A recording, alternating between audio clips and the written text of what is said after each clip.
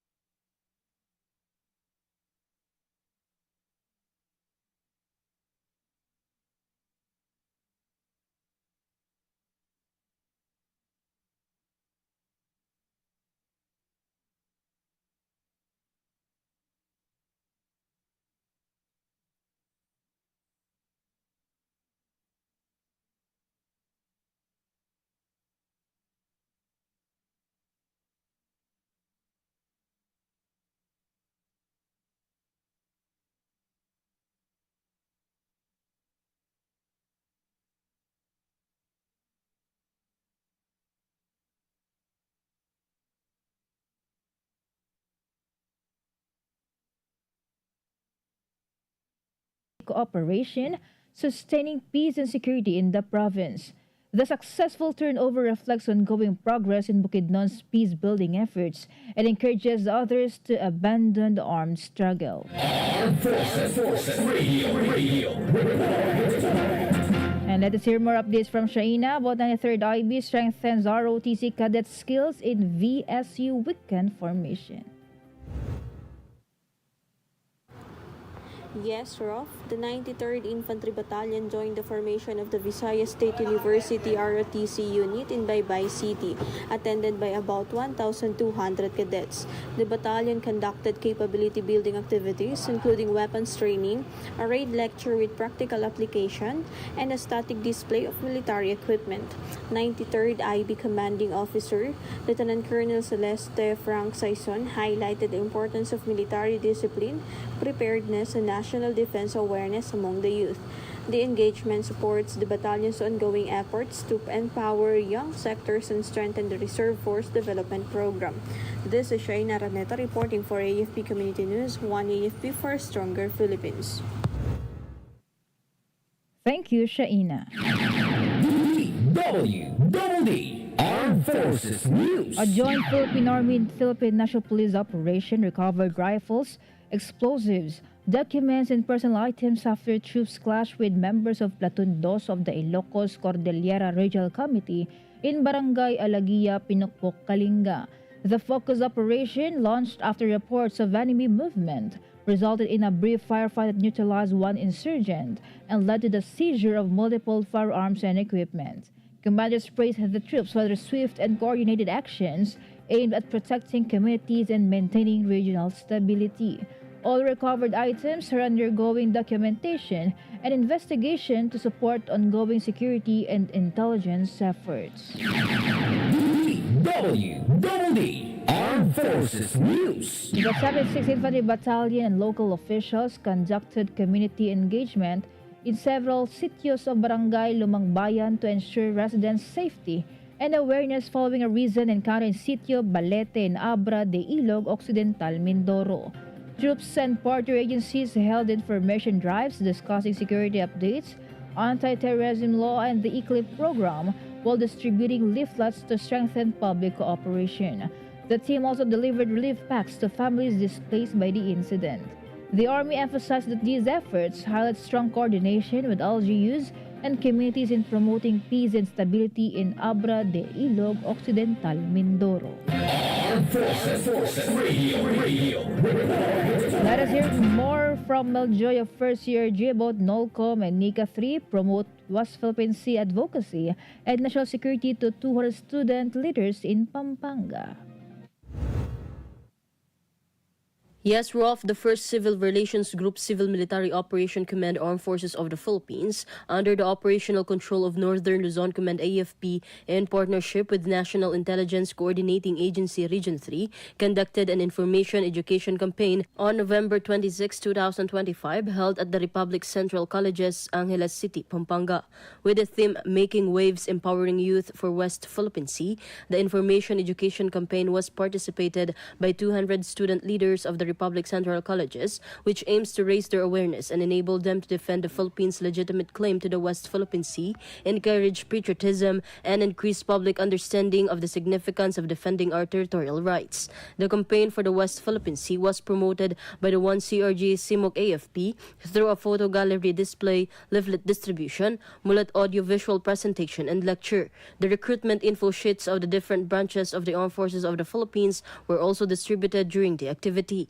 Additionally, as part of the Post-it Support WPS initiative of this unit, the participants wrote on a post-it note and displayed it on the board to demonstrate their support for the West Philippine Sea. Also part of the activity is the discussion about the communist terrorist group's deceptive recruitment strategies, which was delivered by NICA 3 and shared life testimony as former rebel who was once deceived by the communist terrorist group. Throughout the course of the resource speakers' lectures, student leaders of the Republic Central Colleges, together with the other school faculties, engaged fully and strengthened their role as Filipinos in nation building, peace and development, and cultivated an appreciation of the nation's sovereignty and territorial rights. Northern Luzon Command will continue its dedication and commitment in protecting the nation's territory and sovereignty by disseminating accurate information and carrying out its mission in pursuit of lasting peace and progress. This is Meljoy Nesho Arroco reporting for AFP Community News. One AFP for stronger Philippines. Thank you, Meljoy of First CRG. DWDD Armed Forces News. The Armed Forces of the Philippines urged organizers of the upcoming Chilean Peso March to police your ranks, stressing that public safety during mass actions is a shared responsibility. AFP spokesperson Colonel Francel Margaret Padilla said the organizers must ensure discipline and non-violent participation as hundreds of thousands are expected to join the November 30 rally. She emphasized that the AFP will support law enforcement to maintain order while remaining non-partisan and committed to the Constitution. Colonel Padilla reaffirmed that the military's loyalty is firmly anchored in the Constitution, the chain of the command, and the Filipino people.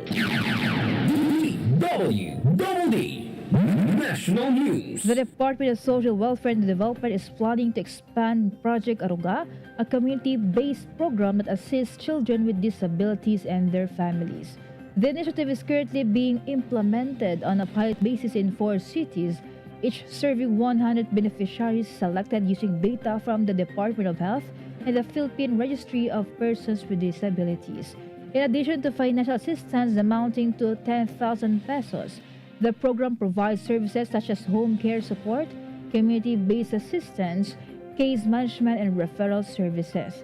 The project aims to improve the detection and registration of children with disabilities, enhance access to social welfare programs, and strengthen the skills of volunteers, caregivers, and local implementers. Armed Forces Radio. From Ken, updates about TOG-10 and partners plant 200 seedlings in Agusan del Norte for climate mitigation. Tactical Operation Group 10, together with civic government partners, conducted a tree planting activity at Mount Kasunugan, Sitio Colonia, Barangay Amuntay, Nasipit, Agusan del Norte. The team planted 200 assorted seedlings in the mountainous area as part of efforts to combat climate change and reduce soil erosion. The initiative also supports the National Greening Program and promotes environmental resilience in the community.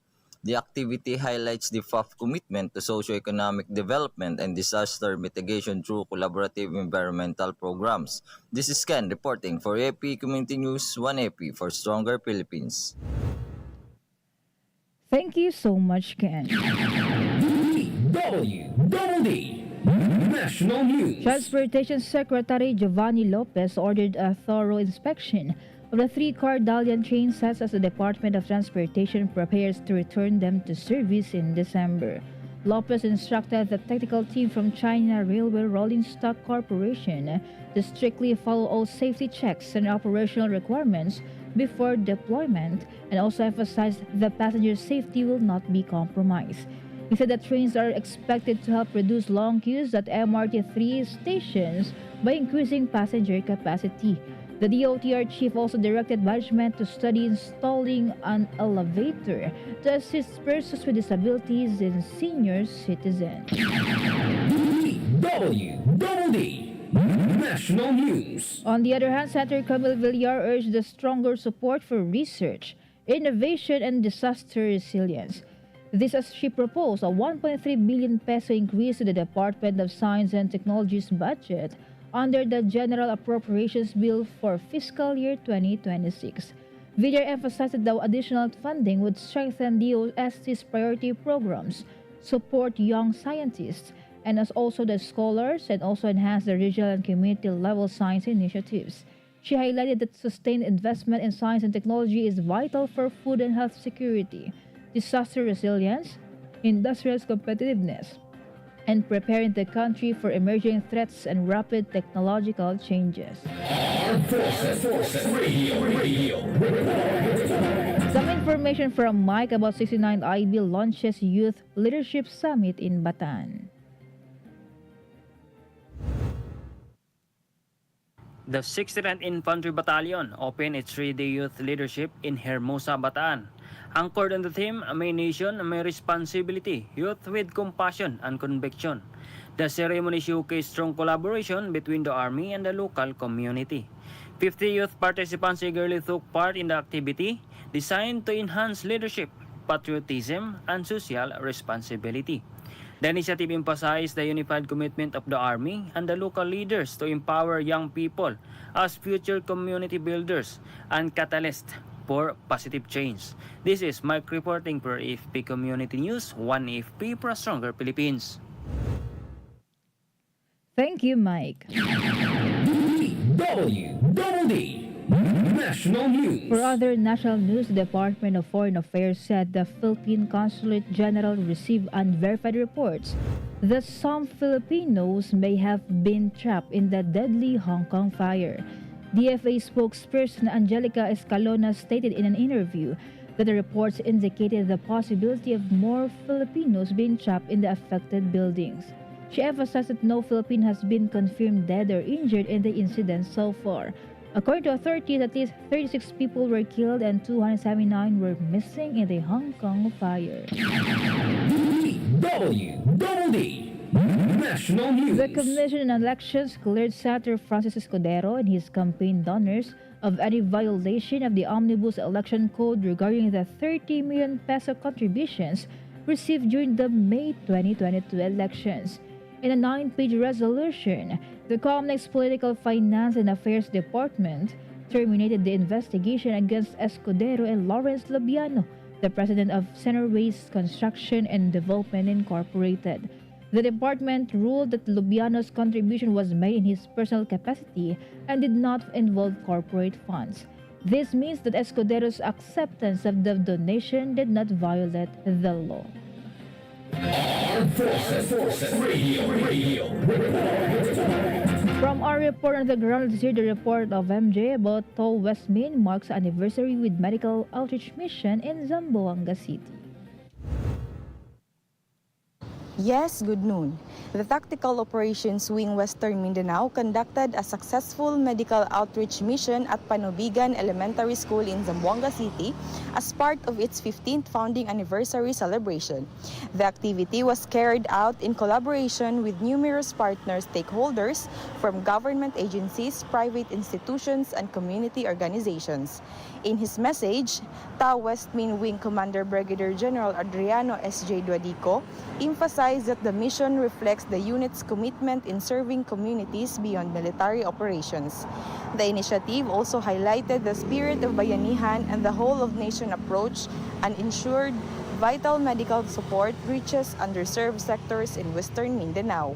This is MJ reporting for AFP Community News, one AFP for a stronger Philippines. Thank you so much, MJ. DWDD National News. Meanwhile, Senator Panfilo Lacson claimed that several duplicate projects in the Department of Public Works and Highways 2026 budget is designed to confuse and corrupt. During his interpellation of the department's budget, he noted that the duplicates were part of the Convergence and Special Support Program, which has been significantly increased every year from 2023 to 2026. Lacson questioned why the program's budget continues to grow substantially each year.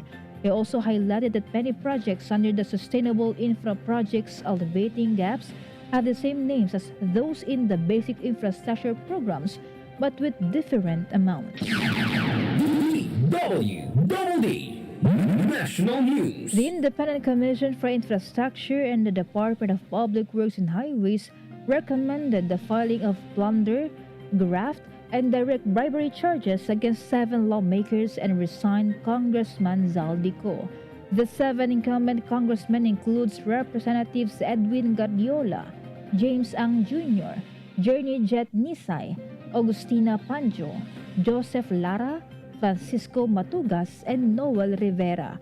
Public Works Secretary Vince Dizon said their charges recommended to the Ombudsman constitute a violation of Republic Act 7080 or the Law on Plunder and the Anti-Graft and Corrupt Practices Act. The ICI and the DPWH also recommended charging the lawmakers with bribery and violation of the Code of Conduct and ethical standards for public officials. Armed Forces Radio. On the other hand, let's hear more from Ferdy regarding Kalinga province ensures safe return of evacuees, provides burial for slain rebel. Good day everyone. The provincial government of Kalinga coordinated with local leaders, the Philippine Army and concerned agencies to facilitate the safe return of evacuees following armed encounters in Pinokpok.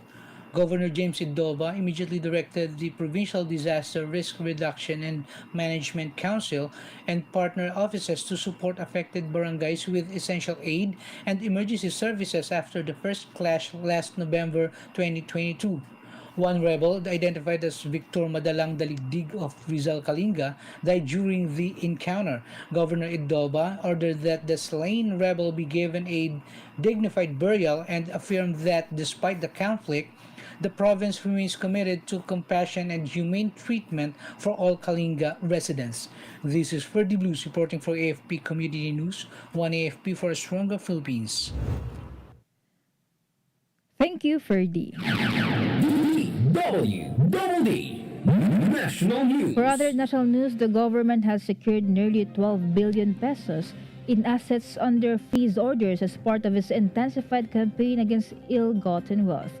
President Ferdinand Marcos Jr. announced that the Anti-Money Laundering Council recently froze 2 more orders on former Raco Bicol Representative Zaldico's assets, including bank accounts, insurance policies, vehicles, real estates, and e-wallets worth around 4 billion pesos.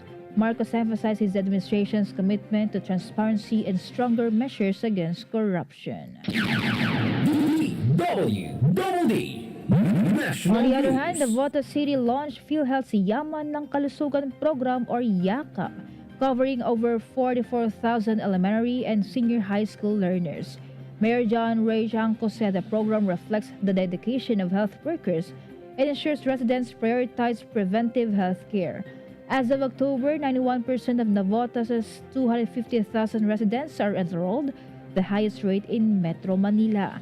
Yakap offers free consultations up to 20,000 pesos in medicines annually and various screenings, with the city recently recognized as a universal healthcare champion.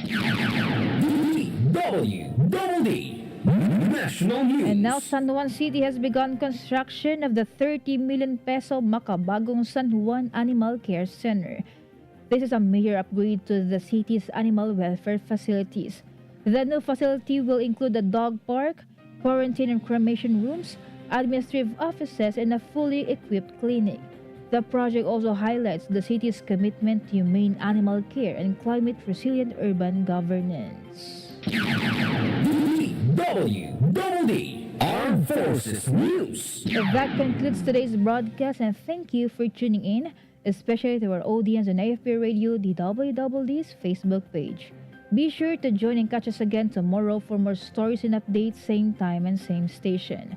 Once again, this is Rofh Suzon-Abay for AFP Community News, one AFP for a stronger Philippines. Behold the latest military news update. This is AFP Community News, hosted by Rofh Suzon every 12 noon, Mondays to Fridays. Only here on DWDD Armed Forces Radio. One AFP for a stronger Philippines. Kayo ay nakatutok sa DWDD AFP Radio. Kami po ay kasapi ng KBP, Kapisanan ng mga Broadcaster ng Pilipinas.